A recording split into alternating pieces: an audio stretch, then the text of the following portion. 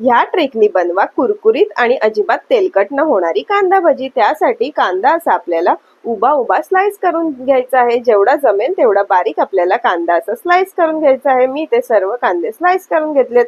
त्यानंतर चवीप्रमाणे मीठ घालून आपल्याला हा कांदा मोकळा मोकळा करून घ्यायचा आहे आणि मीठ सर्व कांद्याला व्यवस्थित चोळून घ्यायचं आहे।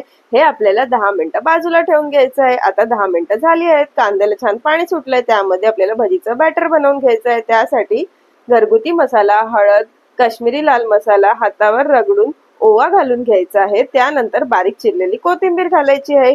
त्याचप्रमाणे आपल्याला ह्यामध्ये बेसन आणि तांदळाचं पीठ घालून घ्यायचं आहे। तांदळाचं पीठ घातल्यामुळे भजी छान कुरकुरीत होते। आता आपल्याला हे मिश्रण कांद्यामध्ये व्यवस्थित मिक्स करून घ्यायचं आहे। यामध्ये अजिबात पाण्याचा वापर करायचा नाहीये। हे मिश्रण असं व्यवस्थित चोळून आपल्याला एकजीव करून घ्यायचं आहे। अशा पद्धतीने आपलं परफेक्ट असं भजीचं बॅटर बनून तयार आहे।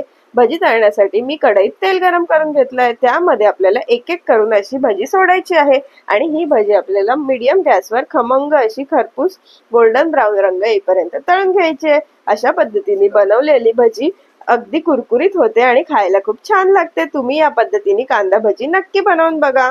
व्हिडिओला लाईक करा, चॅनलला सबस्क्राईब करा आणि मस्त अशा थंडीत गरमागरम कांदा भजी तुम्ही पण बनवा, खा, खाऊ घाला।